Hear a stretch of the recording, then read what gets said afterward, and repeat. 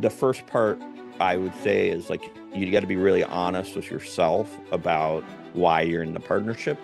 And then you have to be very skeptical of why your potential partners are in entering that partnership. I just really love the process of putting the puzzle of a business together. Like every business is multiple moving pieces. You've got a team of people, you've got a financial reporting system, you've got customers, you've got a payroll system, and figuring out how to put all those systems and people and processes and assets together in a profitable way is just really fascinating and interesting to me. And I just love that challenge every day.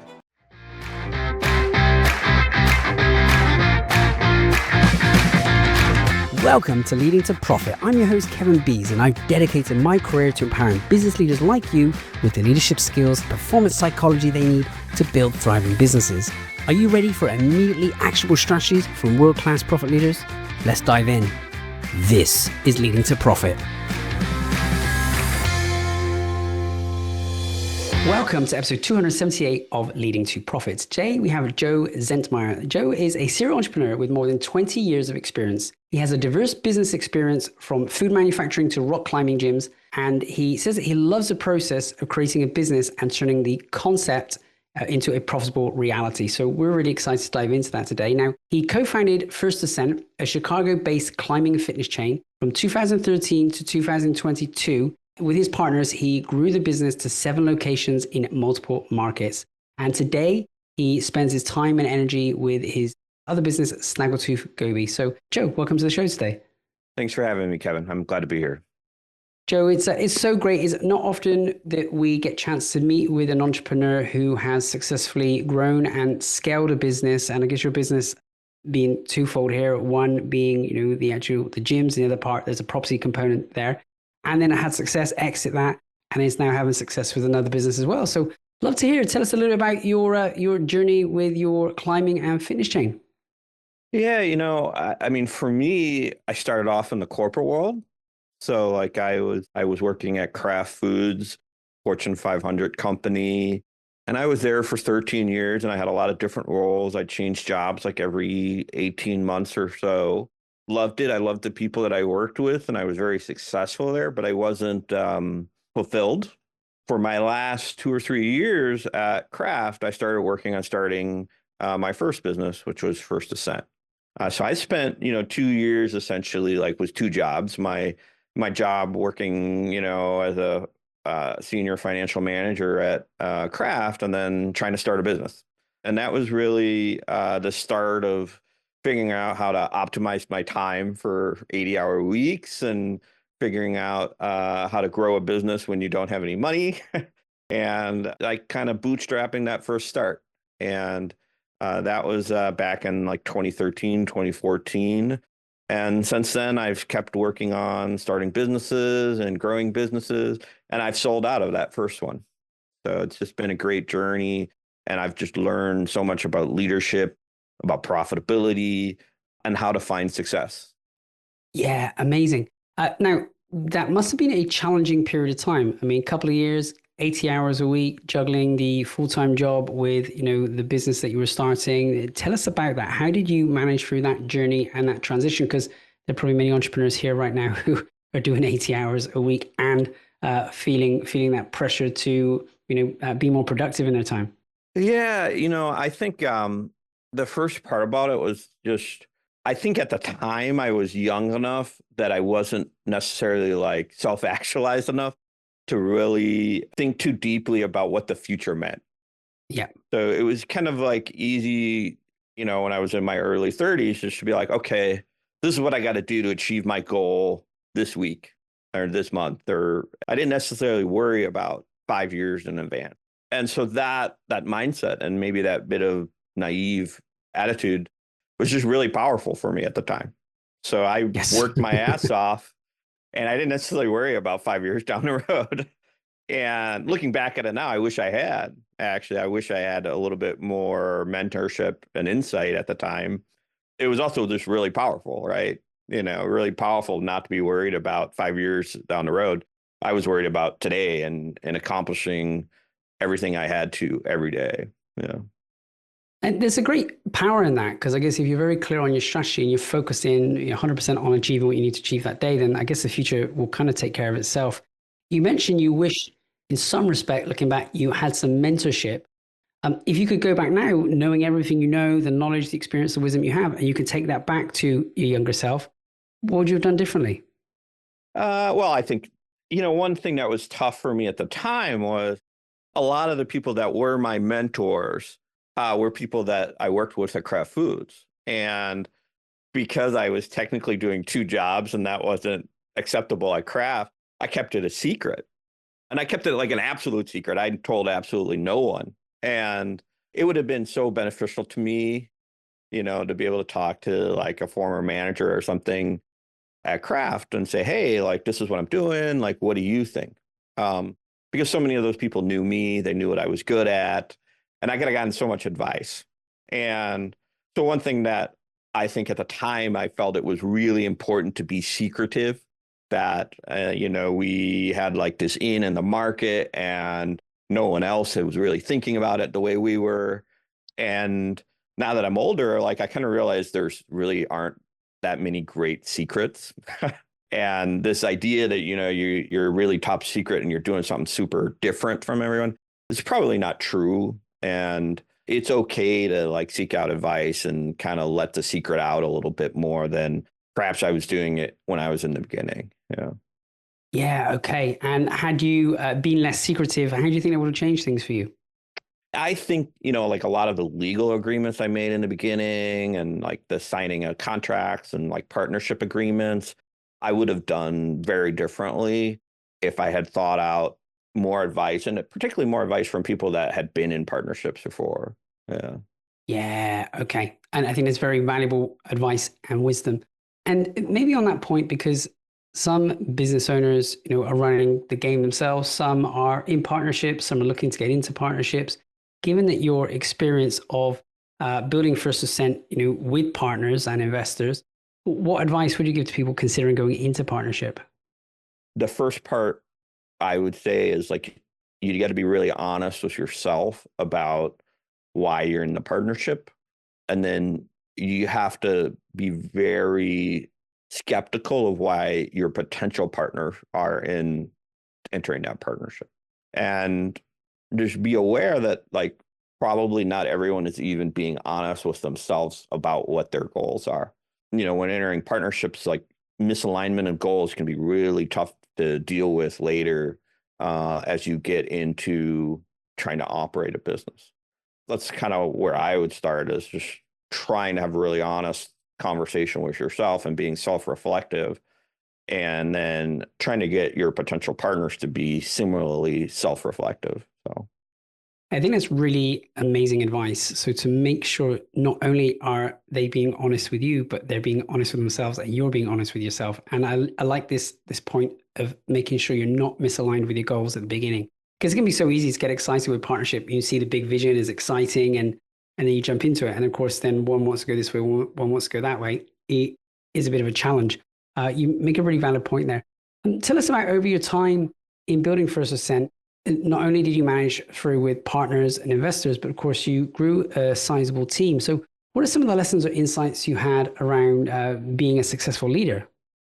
I think the thing with leadership and staff is, I came from the corporate world where it was kind of the case, like everyone had a college degree. A lot of people had advanced degrees beyond college degrees. They were really skilled business people. I took that for granted. And it took me, 2 or 3 years of running a retail business to like, realize like, actually, most of the people I'm around don't understand accounting. Like they don't understand a P&L. Yeah. They don't really understand how to organize something. And so in that environment, like I did have like a very real like re-entrenching of like, okay, I have to like kind of step back and like simplify things here, because what I think is easy is not easy when you've never done it before. Mm. And that was definitely like a realization that I went through, that my expectations weren't too high. They were just wrong.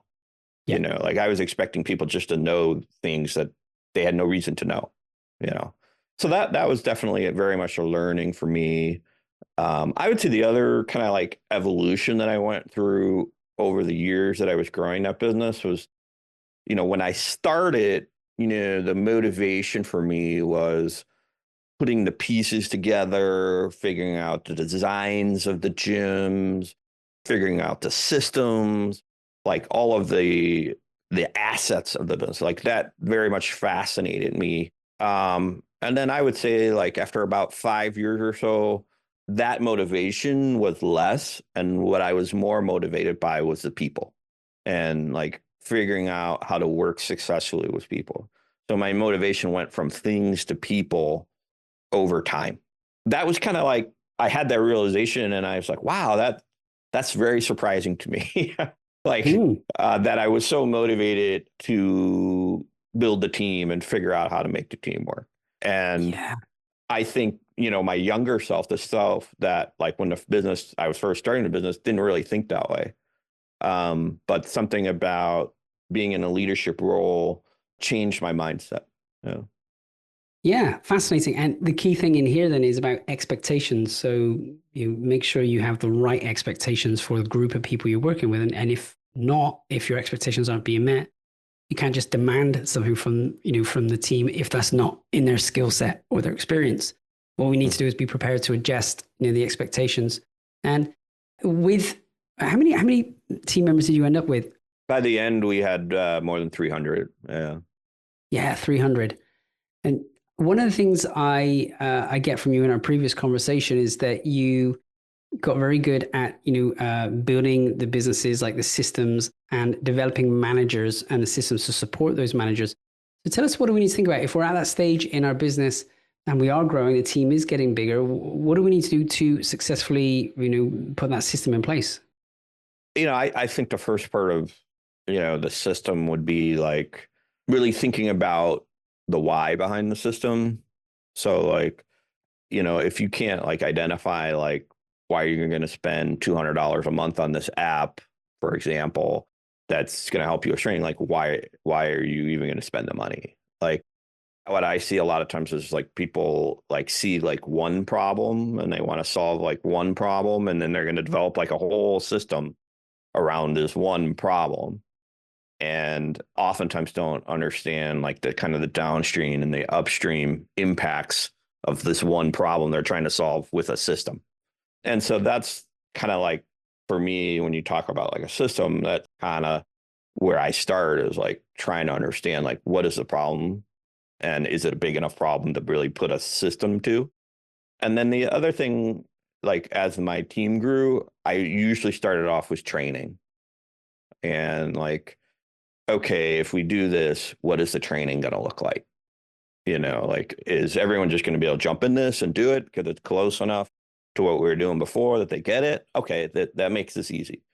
Or is this new system going to be so different that we're going to have to plan for training? And, because none of the systems you put in work unless you have buy-in from your team. And usually you don't get buy-in if they don't understand it. And so, for example, like I can remember I tried to install like a CRM, a customer relationship management system, and thought it was a really good system. It was kind of one of those, I said, I'm just doing it. I'm just doing it. And like, it's not that hard. They'll figure it out. And I didn't get buy-in from the team. I didn't really talk to them about it beforehand. And guess what? It didn't work. It didn't work, and it mostly didn't work because the people I was trying to get to use it didn't really understand it, and I didn't take the time to get them to understand it. Trying to backtrack that after it's failed kind of is tough, like, because now people are like, well, that thing just doesn't work. Why are you making me do this thing that doesn't work? So it usually, like on a bigger system implementation, it really starts with training, and how you're going to do the training. Quick question. Are you leaving profits on the table? Discover where hidden profit leaks are draining your business and how to stop them. Download my free report, Stop Leaking Profits, at www.profit.gifts, GIFTS, and start maximizing your profit today. Now, back to the show. Okay. And then that goes back to expectation setting as well. So your leadership thing, if you're going to implement something new, get the relevant stakeholders aware of it, make sure they are excited or engaged by it and that they want to come along for the journey. Otherwise, getting them to do it afterwards sounds like it can be a bit of a big issue. I will say like that. I think one thing that's tough with systems, like a lot of times it can be really hard to justify the expense. You know, like you look at it and say, okay, we're going to have better reporting and we're going to be tracking our training or whatever it might be. And you go, all of it is an extra cost. And where's the extra revenue that comes from that extra cost? And so that was oftentimes something for me, like when I was trying to assess like why I should put in a better financial reporting system or something. Like it's like, oh, how do I justify this? You know, and going through that analysis and that self-reflection, I think is really actually powerful because you start to understand where the chinks in your armor are, like where maybe something isn't working. And that's why you're even thinking about this system. It's a really important consideration, isn't it? You know, where is the extra revenue coming from the extra cost? Like, what is the cost benefit analysis of this? I was having a conversation with a client yesterday about this. They have a pretty decent software system, and then they were thinking of adding a lot to it and improving it. And before you could see it, you know, there's be $100,000 bill here lined up. You know, once you add this feature, if it all works the way that it works. But it's like, take a step back. Is this actually going to add additional value to your clients? Do your clients even want this? Are they going to pay you for this? Is it going to keep them around you for longer? Yeah, and I mean, it's most of the systems implementations that I was involved in and thinking about it was really just about simplification and time reduction for management, and also potentially like just trying to get insight into what is happening. You know, whether it's like why clients are entering a facility or whether marketing is actually working.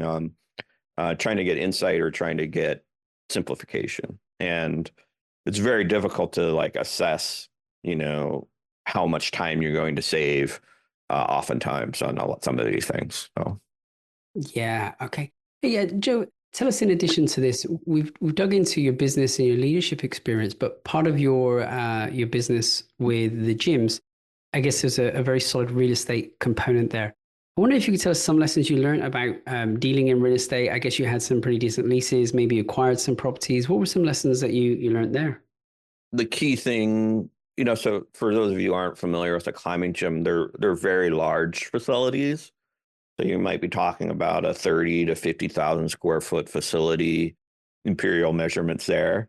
And, you know, so it was really fundamental and important for us as a business to partner with developers and to figure out how to partner with developers, because we weren't trying to move into 1,000 square foot space that could be put to 10 other uses potentially. Like it could be a restaurant or it could be, you know, a cell phone store. We were trying to move into big, huge spaces that were typically going to be very unique. And sometimes we built them ourselves. Sometimes we leased. And what I found was, one, you had to be accessible. Like, you know, if someone called you on the phone, you had to answer, which sounds really simple. But when you're busy or you're already operating a business, like you don't necessarily want to take the call from somebody that's just asking you about whether you might be interested in a building that has no possibility of working. But you have to take those calls. You have to get back to them. And oftentimes you have to actually go out and check the physical locations and look at them. And it's not necessarily, the reason you have to take those calls isn't necessarily because that's the one and you're trying to find that one. It's because it's a chance to meet the people that are making real estate decisions. And they're going to remember you. They're going to remember that you had some insight into how the space might work or not work. And when the next one comes along, because real estate's transactional, they might think of you. So that's kind of the first part. It's just being accessible. And then the second part is, to me, it was just like building a team, you know, finding real estate agents that understood you and what you were trying to accomplish with your business and that were excited about you, because their excitement comes across when they talk to other real estate agents or building owners. Finding a general contractor that understood you and understood your business and how you like to operate. So GC agent, oftentimes it's going to be multiple agents. And then starting to develop like a Rolodex of landlords that know you and that you can talk to from time to time. And landlords and then banks as well for financing. And those are all relationships that you have to develop over time, and you have to build that team. And without it, every project is just like a whole new project. But if you have that team, you're like 10 steps ahead when you start to find a project.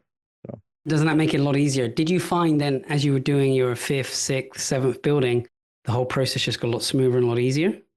It got a lot smoother and a lot easier. And for me, I was able to manage by exceptions. Like, okay, here are the problems. Like, I get to jump to the problems as opposed to like be in the process. Yeah. Got it. That's awesome. That's so good. And key thing here, again, it comes down to relationships, building the relationships and having the right people in your pocket. And don't treat it as transactional. I guess building these relationships, who knows, that landlord may not be relevant right now, but might be in a year, 2, 5 years. Same with a real estate agent. So amazing.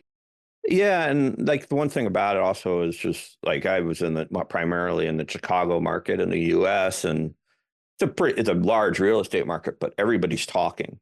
All the real estate guys are talking. You pretty much almost always want to be the good guy, like the one that they want to talk to, because if somebody has a bad experience with you, it's going to get around. So it is important to maintain those relationships. So important. I'm really getting a strong sense of why you have success is people and relationships keeps coming through, and how you manage expectations, how you build those relationships, super, super key. Joe, one of the things that we say on this podcast is that the quality of the questions we ask ourselves can impact the quality of the life that we lead. With that being true, what's maybe one question you've asked that's had the biggest positive impact on your results? Asking myself, why am I asking that question? Or where did that question come from? Because oftentimes like that first thing that you think about, or that first thing that you're worried about, or you're questioning, is only at the surface level. You got to get deeper than that. And, and if you're not getting deeper than that, you're probably missing something. So I think at some point along the way, I got into that habit of asking myself why I'm asking the questions. And I think that's something that's served me really well as an entrepreneur. And tell me, maybe give me an example of how this impacted you when you asked this question, what it changed for you. Yeah, I mean, I can think of a few things like from a people management perspective, and I know probably a lot of people who manage people here might have this in their tool belt, but like your staff comes up with you and asks a question, and you oftentimes should be like, why are you asking that question? Don't just answer the question and let your staff wander off and not dig in a little bit about why a question's being asked. On a personal level, like something that I do is I have like an annual plan that's not just like financial goals, but it's also, goals around like where I want to be from a fitness standpoint, how much personal time I want to have with friends and family, and travel goals. And I get granular enough on those goals that like, it's like literally like, I'm going to run this time in the mile type goals. And I go through the process every year of like, oh, why am I making this the goal? Like, where is this coming from? And then at the same time, like I look at it every month and I go, why am I not reaching that goal? Or why are these the goals? And why am I asking these questions of myself? That process of being self-reflective, I think gets really forgotten by people that are especially new to leadership. They forget to reflect on why they're doing what they're doing. And it's something that I've learned, like I have to be very conscious of doing it and like force myself to measure myself and to think about why I'm doing what I'm doing. Tell us then a little bit about what you are doing now. So Snaggletooth Goby being your retail business. Tell us more about that. Yeah, so I do a variety of different retail businesses. I look at different opportunities. Right now, I purchased an aquarium store that's in the south suburbs of Chicago. That's been around for 25 years, and I've been kind of taking the knowledge and experience that I learned from my last business, and I've been redeveloping that aquarium store and setting it up for growth in the future. So that's been really fun and exciting. And then at the same time, I do some consulting for clients that are looking to grow their businesses or have business problems that they're trying to approach. So I do some consulting, and then I'm also actively engaged in growing a business at the same time. And coming back then to your life-changing question, which is, why am I asking the question? I really get why you're asking that of people, but you said, why am I making this the goal? So when you think about what you put your energy into today, what's your answer? Why are you focusing in these areas? I just really love the process of putting the puzzle of a business together. Like every business is multiple moving pieces. You've got a team of people, you've got a financial reporting system, you've got customers, you've got a payroll system, and figuring out how to put all those systems and people and processes and assets together in a profitable way is just really fascinating and interesting to me. And I just love that challenge every day. Yeah. Mm. It's interesting to use it as a metaphor. Business is a puzzle because you know what, it's probably one of the most dynamic puzzles you're going to get if that puzzle is like moving and changing as you're putting it together. Right. What works one day isn't going to work the next day. That's for sure. Yeah. Okay, I like that actually. And it's good because it makes the business more of a game. Like it feels a little bit less serious if like, hey, this is just a puzzle. I'm going to figure out the puzzle. I got the pieces here. I'm going to find which pieces go where. And hey, if it moves, I'm going to find the right spot. I kind of like that analogy. Yeah. And I mean, I like talking about questions. Like I have had those times where like, why do I work so much? And the answer is like, I work so much because I just get so engrossed with figuring out the puzzle Yeah. and like trying to make things efficient and operate really well. Yeah. Fantastic. Well, that's so great. I love that metaphor and that analogy. Joe, you've shared so much value and so much wisdom with us today, and I know there's way more we could dig into if we had more time. But I'd love to know if anyone listening wants to get in contact with you, where is the best place for them to come and find you? They can find me in two places. They can go to my website at snaggletoothgoby.com, or they can link with me on LinkedIn as well. Okay, wonderful. Hey, wherever you're listening, click into the show notes. There are clickable links there for both snaggletoothgoby.com and for Joe's LinkedIn. So you'll be able to click through. Joe, did you have any final messages that you'd like to share? Any final insights? I just like to say, I know there's so many people out there that are new to leadership or trying to start a business or in a challenging situation with their business. And I just want to say, you can figure it out. You can do it. You have the strength. Keep working it. Yeah. You can figure it out. It's a puzzle. Start putting the pieces together. And if for any reason there are some gaps in there, then let's go and check in, or first and foremost, with yourself. Like, why am I making this particular puzzle? Make sure you're clear on why you're doing it. Maybe this isn't the puzzle you need to be making. Maybe you need to be making a different puzzle or different thing. And, leveraging Joe's insights here, go and ask for advice. Don't keep things secretive or keep things too close to yourself. Go in, connect in with mentors or experts, people who will be able to help you click that puzzle together, quicker and easier. And then most importantly, throughout all of this, I think the one thing that really goes to the heart of what you shared today, Joe, is with people, they're not transactions, they're not transactional. Put your energy into building the relationships, put your energy into understanding them and their expectations, and bring them on your journey. As a leader, you want to get the best from them. Well, guide them, tell them where you want to go, and and help show them the way to get there. So, Joe, I really appreciated everything you shared today. And as you're listening, make sure you're asking that question that Joe said.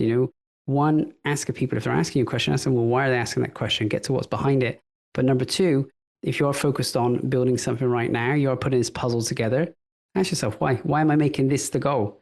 Like, why am I making this the goal? And do some self-reflection on that and see where it takes you. So, yeah, thank you so much. I look forward to catching you all in episode 279. And Joe, thank you so much for your time today. Thank you, Kevin. Thank you for tuning in to Leading to Profit. If you found value in today's episode, please subscribe and leave a 5-star review. It helps us to reach more leaders like you who are committed to maximizing their positive impact and profitability.